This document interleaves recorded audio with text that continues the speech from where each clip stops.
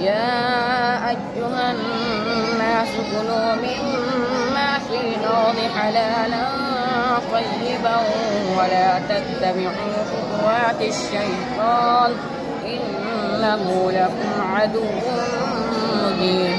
إنما يأمركم بالسوء والفحشاء وأن تقولوا على الله ما لا تعلمون.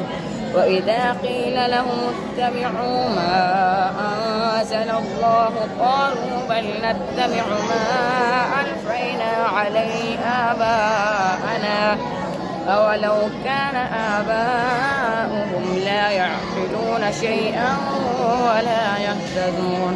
ومثل الذين كفروا كمثل الذي ينعق بما لا يسمع إلا دعاء ونداء ثم عمي فهم لا يعقلون.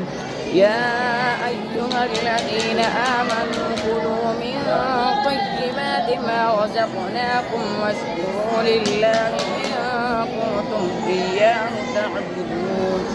إنما حرم عليكم الميتة والدم ولحم الخنزير وما أهل به لغير الله فمن اضطر غير باغ ولا عاد فلا إثم عليه إن الله غفور رحيم.